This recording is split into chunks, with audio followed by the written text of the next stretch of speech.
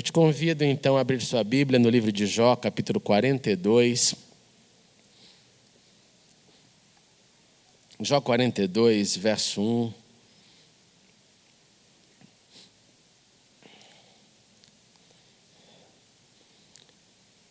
Espírito de Deus já organizou toda a liturgia, bendito seja Ele por isso. Jó 42, 1 diz assim: Então Jó respondeu ao Senhor: Sei que podes fazer todas as coisas, nenhum dos teus planos pode ser frustrado. Tu perguntaste: quem é esse que obscurece o meu conselho sem conhecimento?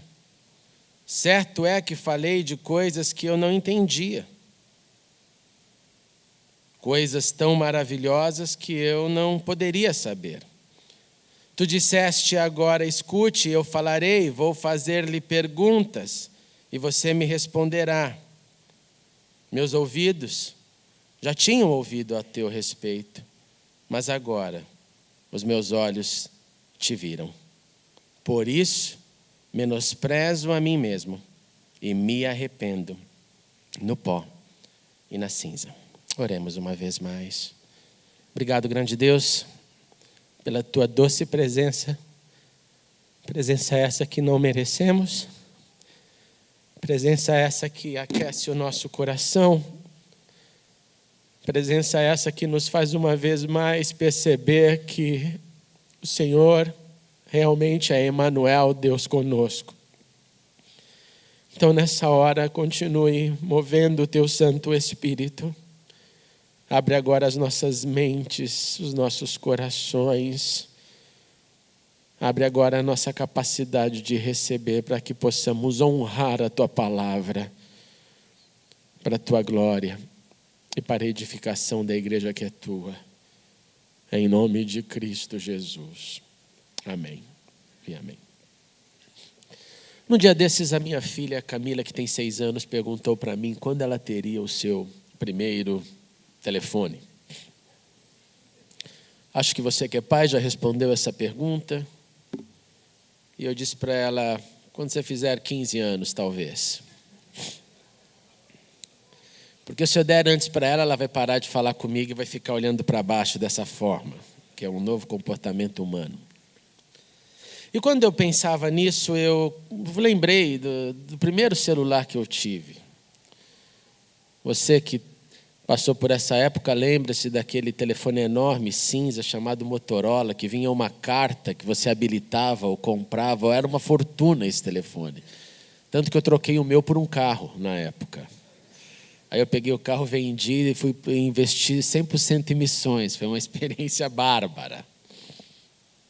Lembrei também daquele tempo que nós não tínhamos não só o celular, mas não tínhamos internet, não tínhamos computadores disponíveis. Eu me lembrei do primeiro dia que eu fui na casa de um amigo e ele tinha o tal do computador, que nada mais era que um teclado, que ele chamava de um teclado alfanumérico, que ele ligava na televisão. E eu falei: o que você faz com isso? Um monte de coisas. Eu falei: o quê? Ele falou: não, um monte de coisas. Mas nem ele sabia o que era, o que fazia, qual seria o rumo da tecnologia. Tudo demorava, nós não podíamos trocar dados, informações. Você não estava numa loja e a sua irmã ou seu irmão te ligava falando: achei aquele tênis que você quer, e você não tinha como tirar uma foto e mandar para ele automaticamente: é esse. Nós não tínhamos como nos comunicar tão rápido, nós não tínhamos então tantas informações. Dependendo do local que você morava no mundo, você ficava literalmente isolado, e a informação iria chegar para você dependendo de quem morasse ou passasse por aquela região. Assim foi a nossa vida. E eu pensei em tudo isso, falei: meu Deus, a minha filha não tem nem ideia disso, e quando ela crescer, então, ela vai achar isso uma história quase pré-histórica. Agora, hoje em dia, nós temos tantas ferramentas tecnológicas, nós temos cada vez mais a necessidade de informação, e por isso nós nos tornamos completamente exigentes quanto às informações, quanto à quantidade delas e quanto à qualidade das informações que nós queremos receber. Independente da área que você esteja engajado, que você possua, você convive com interatividade, você faz parte de uma comunidade que nós podemos chamar global. Independente da sua profissão, você pode encontrar pessoas e trocar experiências que fazem a mesma coisa que você de maneira diferente, porque nós podemos estar conectados e receber informações.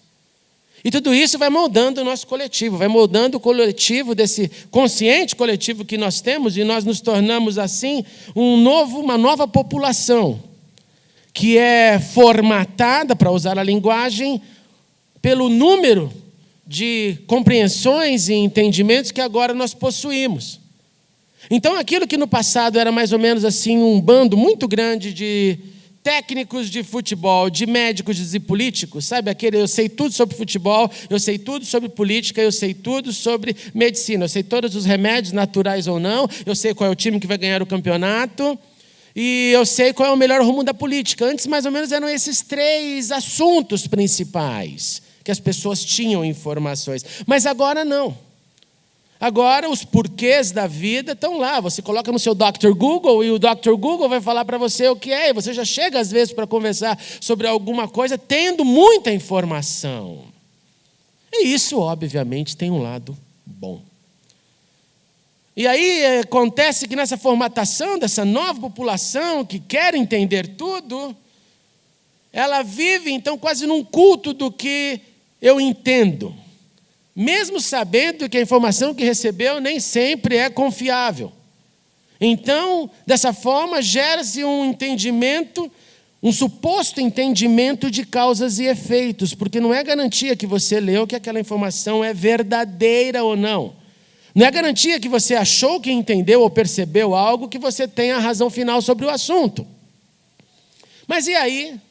É nesse momento que vem a pergunta. E quando nós não entendemos? E quando nós não percebemos o que está acontecendo ou o que aconteceu? Passou, você fez todas as equações, as perguntas e não teve nenhuma resposta. E quando nós somos visitados por circunstâncias que vão além do que esperávamos e que nos surpreende por completo? É nesse momento que nasce a adoração de quem não entende, mas confia. Adoração de quem prefere entender. Adoração de quem, se você perguntar, você gostaria de saber por quê? A resposta seria, claro que sim, eu prefiro entender, mas quando eu não entendo, quando o contrário acontece, eu prossigo na adoração porque eu confio. A adoração de quem contemplou a Deus no dia bom e que no dia mau continua a contemplá-lo e viver no temor do Senhor, porque tem isso como princípio de sabedoria. É nesse momento, quando nós não entendemos nada, mesmo querendo ter entendido, que nasce a adoração de quem sofre porque perdeu o que não gostaria de ter perdido. E a adoração de quem foi encontrado pelo que nunca quis encontrar. E mesmo assim segue-se a confiança, a repetição de que confio em Ti, Senhor, mesmo não estando gostando desse momento, eu não estou feliz com esse momento, isso está mexendo comigo, mas eu continuo na minha confiança. E tudo isso por quê? Tudo isso porque nós somos chamados para adorar, nós somos chamados para contemplar, nós somos chamados para nos curvar diante de Deus e continuar a adorá-lo. E adorar é viver. Viver a vida guiado pelo sagrado.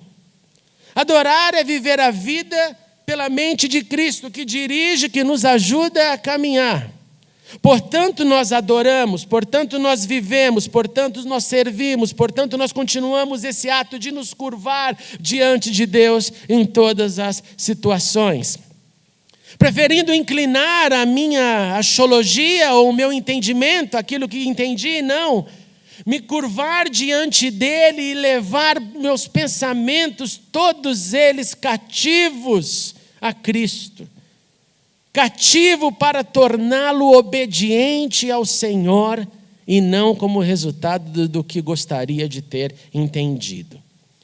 E quando o tema, irmãos e irmãs, é este incompreensível que resulta na adoração de quem não entende, mas confia, Jó nos fornece um tremendo exemplo de conduta. Sua vida era tranquila, ele era um homem bom, ele era um homem íntegro, ele era um homem temente a Deus, ele era um homem que evitava o mal. Essa é a apresentação dele. Ele tinha sua linda família, ele tinha 10 filhos, 7 homens e 3 mulheres. Ele gozava a sua vida de banquete a banquete, seus filhos ali patrocinavam esses bons momentos de comer junto e dividir o pão junto, e todos se alegravam. Além disso, Jó era um pai preocupado com a espiritualidade dos seus filhos, como todo bom pai se preocupa com a espiritualidade dos seus filhos. Por isso que Jó, então, de tempos em tempos, chamava os seus filhos e falava: filhinhos, hora de renovar essa consagração, essa purificação, hora de checar como estão a conduta de vocês diante de Deus. Não somente isso, mas o pai Jó, além de encorajar seus filhos a checarem, a purificarem a sua vida, de tempos em tempos ele oferecia de madrugada holocaustos por cada um. Seriam mais ou menos hoje aquelas orações que todos nós pais fazemos, quando acordamos das madrugadas e lembramos dos dramas, dos problemas, e o nosso coração não consegue dormir, porque os nossos filhos sempre estão ali debaixo dos nossos olhos, dentro dos nossos corações. Jó, provavelmente um gentil, não um israelita, provindo das nações. Jó, um exemplo de conduta. Jó, um homem que está acima da média. E por estar acima da média, Deus o elege como pauta de uma reunião da diretoria celestial. E nessa diretoria celestial, sendo ele pauta, Deus é quem lança a pergunta que todos nós sabemos: reparou em meu servo Jó, Satanás? Reparou nele? Não há ninguém na terra como ele. Irrepreensível e íntegro homem que teme a Deus e evita o mal.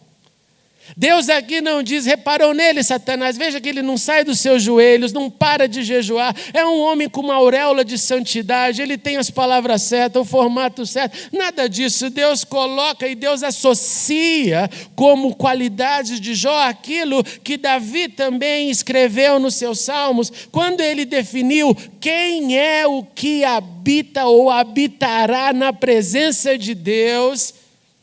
E ele responde: aquele que é íntegro em sua conduta e pratica o que é justo, que de coração fala a verdade. Satanás então contra-ataca, porque essa é a função dele. Se você fosse o diabo, você faria a mesma coisa. Olha, ele está bem, ele é bonzinho, ele é justo, porque ele tem tudo. A vida dele está dando tudo certo. Todo mundo está em crise, mas ele está bem. O salário aumentou esse mês, houve promoção. Está tudo bem, é claro, ó Altíssimo. Deixa eu te fazer uma pergunta: retire tudo e você verá o verdadeiro ser dentro do ser. Retire as suas bênçãos, retire a sua mão e você verá que ele vai te amaldiçoar, porque o homem é comprado por ti, ó Deus. Você o salva, o abençoa, dá das suas bênçãos ao ponto de que os inimigos podem dizer: quem irá amaldiçoar aquele que Deus abençoou? É óbvio. E a conversa vai ficando cada vez pior, e Deus fala: sem problemas, go ahead, vai então, vai e ataque, vai e faça o que você quiser. E o diabo, que sabe bem atribular, a tentar, atacar, ele vai não em Jó, mas na sua família. E nós sabemos bem disso, irmãos e irmãs, quando alguma coisa acontece com a nossa família, é como se tivesse acontecido conosco. Se algo acontece com a sua filha ou filho, é como se estivesse na sua pele. Por isso que pais e mães constantemente dizem que isso acontecesse comigo, não com meu filho, não com a minha filha. E é isso que acontece, a catástrofe.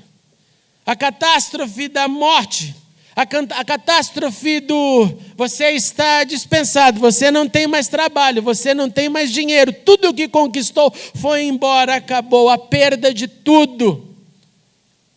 E aí vem Jó recebendo essa notícia num dia que deve ter acordado da mesma forma que acordava todos os dias, como um homem bom, íntegro, justo, homem que está de paz com a vida. E ao ouvir que ele perdeu todas as suas posses, todo o fruto do seu trabalho, o negócio não deu certo. E além disso, você perdeu todos os seus filhos. Jó tem uma reação incrível. Ele levanta-se, rasga o seu manto, ele rapa a sua cabeça, prostra-se no chão. Cabeça no chão, em adoração, e disse: saí nu do ventre da minha mãe, nu partirei. O Senhor o deu, o Senhor o levou, louvado seja o nome do Senhor. Em tudo isso já não pecou, nem de nada culpou a Deus. Eu não tenho nem ideia que dor seja essa. E se você perguntar para mim, você quer essa experiência? Eu falo jamais. Eu sei que um dos exemplos que eu carrego no meu coração, talvez eu já tenha contado isso para vocês, mas vale a pena a repetição. Quando eu assumi a igreja inglesa, há 7 anos atrás, na Inglaterra, meu primeiro culto foi um velório de um bebê de 6 meses que havia morrido por erro médico.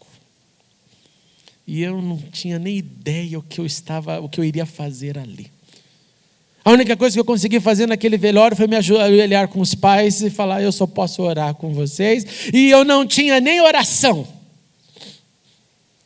Porque por toda a formalidade da Inglaterra, nós teríamos orações específicas, salmos específicos naquele momento. Mas não, naquela hora eu falei: Senhor, eu não tenho nada, eu não vou falar nada, eu não sei o que dizer. A não ser que eu preciso da tua misericórdia, como todos os outros que estão aqui precisam da sua misericórdia para entender o incompreensível. Jó, com o rosto no chão, ele consegue adorar a Deus, ele consegue demonstrar confiança. Então, quando nós lemos isso e quando nós percebemos a profundidade dessa ação, nós entramos na comunidade daqueles que debatem sobre este livro. E pela história nós temos muitos e muitos comentaristas, muitos e muitos pontos de vista sobre essa história. De um lado, aqueles que não acreditam, não, um homem normal não faz isso. Um homem normal não faz isso. Se ele perde seus 10 filhos, se ele perde toda a sua posse num momento muito pequeno, ou ele vai ficar maluco, ou ele vai ter um ato desesperador, ele vai considerar, inclusive, acabar com a sua própria vida, porque acabou com meus filhos, acabou com o meu trabalho, com o fruto, com a minha herança, com tudo. Então, um lado vai dizer: esse homem nunca existiu. Esse homem não é fruto da realidade, esse homem nada mais é que uma ficção montada para que nós entendêssemos um pouco da mão de Deus, do perfil de Deus e do perfil do homem. É um bom exemplo, entretanto, um exemplo fictício. Esse é um lado. E o outro lado são aqueles que acreditam no texto. E acreditam no texto não simplesmente porque para eles foram doutrinados dessa forma, como dizia o pastor Ernesto Nini nas suas aulas. Ele dizia assim: se alguém dissesse, se a Bíblia tivesse escrito que Jonas engoliu o peixe, eu também acreditaria. Porque a Bíblia é a palavra de Deus. E esses que acreditam não é simplesmente porque recebeu o contexto, porque sua mente sofreu uma lavagem, não, nada disso, é porque nós olhamos para a nossa vida e muitas vezes nós nos sentimos exatamente como Jó. Nós passamos por perdas, nós passamos pelo incompreensível, nós somos visitados por aquilo que nós não gostaríamos e nós continuamos firmes com este Deus. Isso não é só história da Bíblia, isso é história de gente. Com certeza você tem um capítulo na sua história, na sua vida, que tem alguma grande perda, algum momento talvez esteja acontecendo hoje. Então esses acreditam que sim, que este homem é exemplo vivo para nós. Assim como muita gente pôde perceber os seus sonhos destruídos, arruinados. Viu os seus sonhos simplesmente serem afogados, viu que aquilo que eu queria não deu certo e eu continuei tentando e continua não dando certo. Também gente que perdeu tudo que tinha porque não soube administrar e de repente veio aquele insight, aquela luz e falou: Senhor, me perdoe, eu vou recomeçar. Gente que não regou o vaso do amor na família e viu sua família se desintegrar, mas continua dizendo: Senhor, eu errei, mas eu percebo o meu erro e eu quero reconstruir, então continuarei confiando em Deus, continuarei adorando a Deus. Há também aqueles que são encontrados por doenças terminais, ou pela mudança do estilo de vida, ou pelos traumas, pelas perdas. Perdi um amigo tremendo, isso mexeu comigo. Eu tive uma experiência não muito agradável, um momento lá em Salisbury Plains, que é um lugar, uma planície na Inglaterra, onde eu fui fazer um trabalho com o exército britânico. E eu lembro quando eu cheguei lá, eu subi num tanque, estava falando com os jovens oficiais que tinham acabado de voltar do Afeganistão. E esses jovens, quando você trocava qualquer perguntinha para eles sobre a vida, era a minha função naquele momento, o olhar deles parecia que me fuzilavam, não por raiva, não por nada disso, mas porque todos eles tinham perdido a maioria dos seus amigos no conflito. E eles não olhavam de maneira natural, eles não falavam: olá, pastor, tudo bem? Não, era uma cara num modelo, num momento duro, um olho quase que parado. Sabe quando você para o olho fica congelado?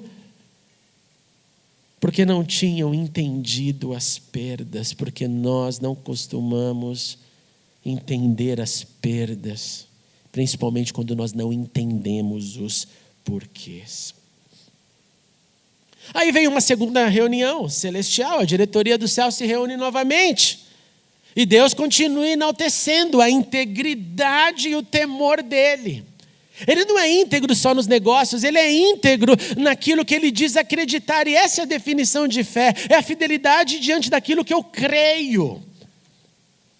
Por isso que o justo viverá pela sua fé, ou pela sua fidelidade no que crê. E aí Satanás agora pede um pouquinho mais. Olha, mexeu com a família, mexeu com o dinheiro, não teve jeito, ele continua íntegro. Vamos mexer com ele, vamos fazer a dor ser transferida para ele, para o seu corpo. Vamos deixá-lo num estado que ele não conseguirá dormir.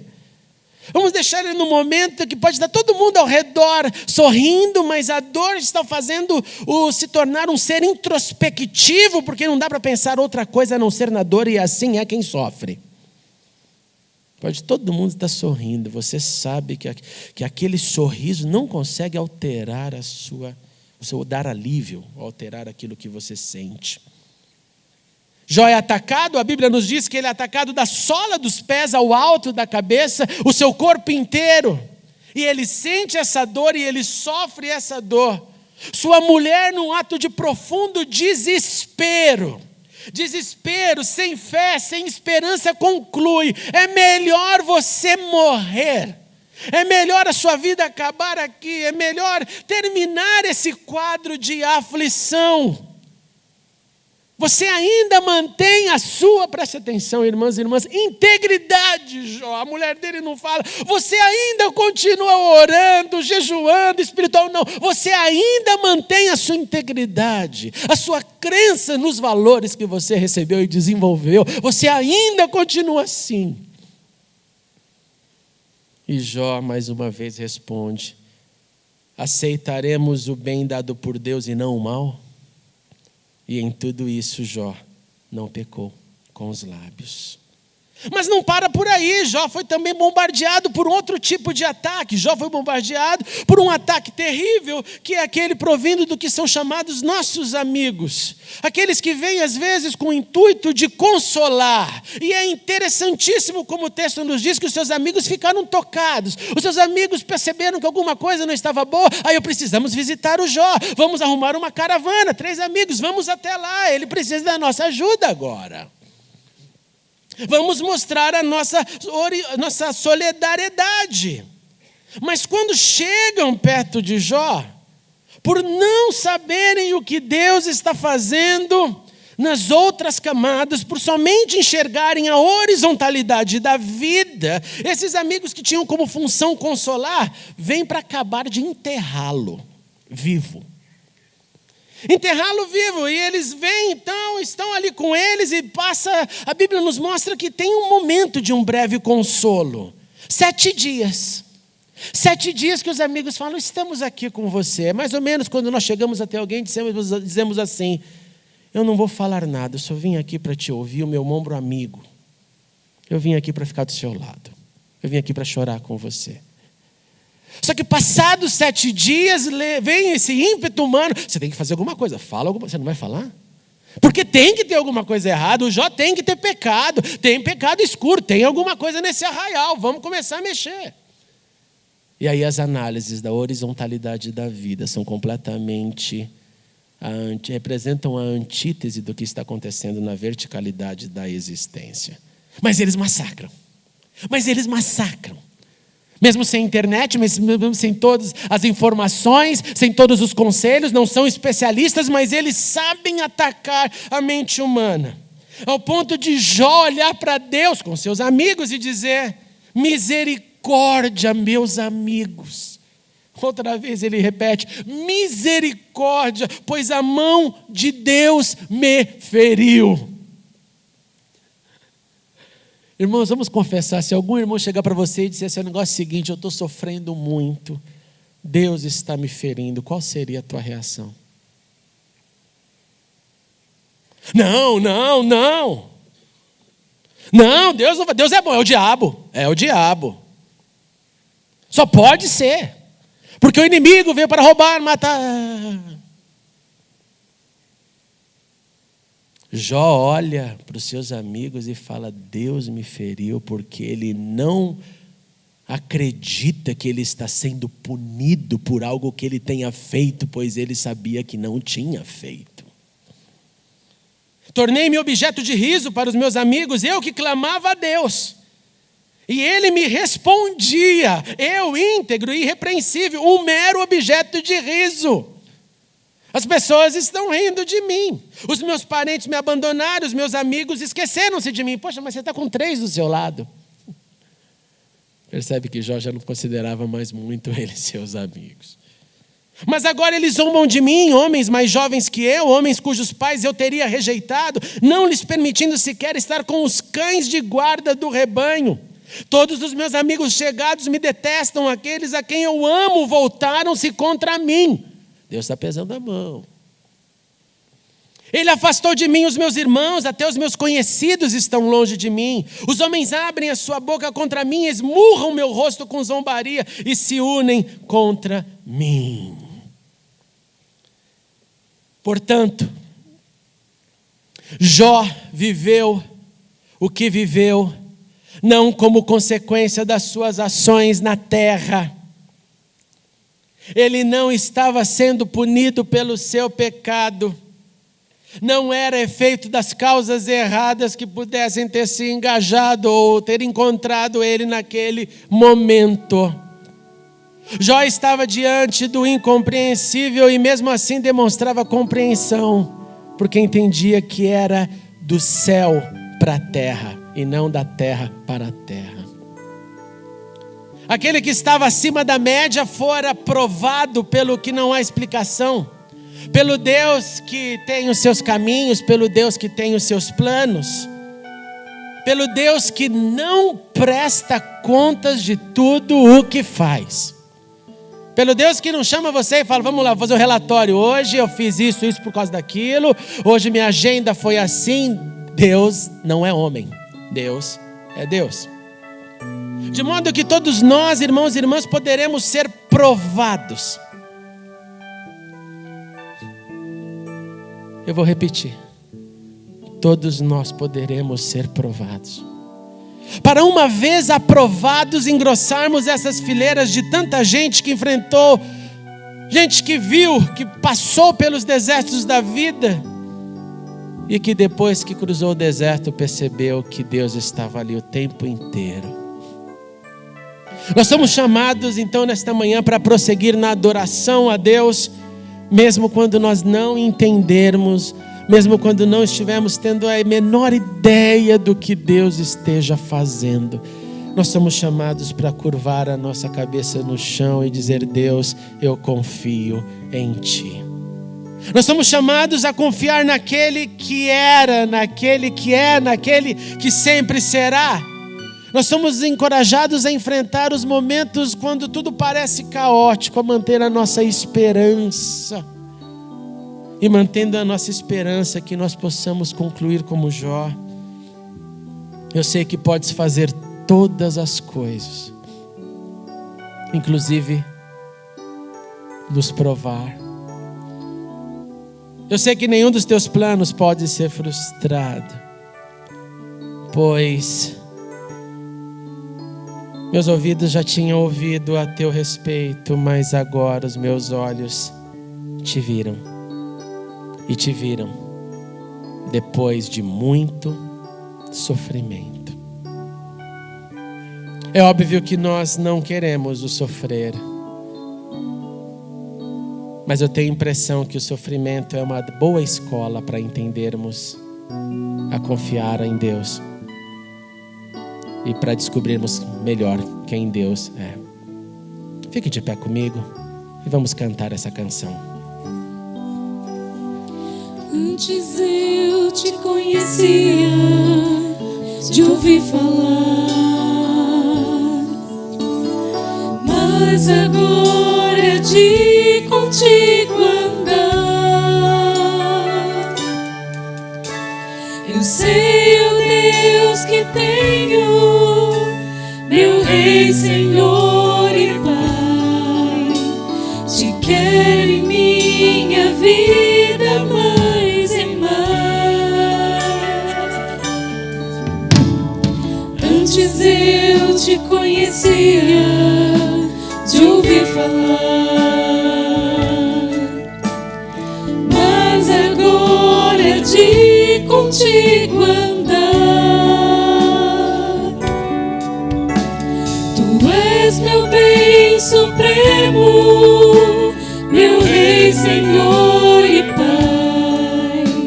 Me alegro em tua vontade mais e mais. Tu sondas e conheces meu coração, Senhor. Sabes, sou limitado, mas conto com teu amor. Sendo, pois, teu filho, venho te dar louvor. Que bom é tua vida em minha vida. Tu sondas e conheces meu coração, Senhor. Sabes, se te dependo, conto com teu amor.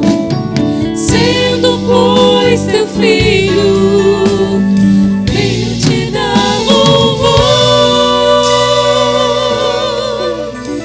Que bom é tua vida em minha vida. Que bom é tua vida em minha vida. Me alegro com tua vida em minha vida.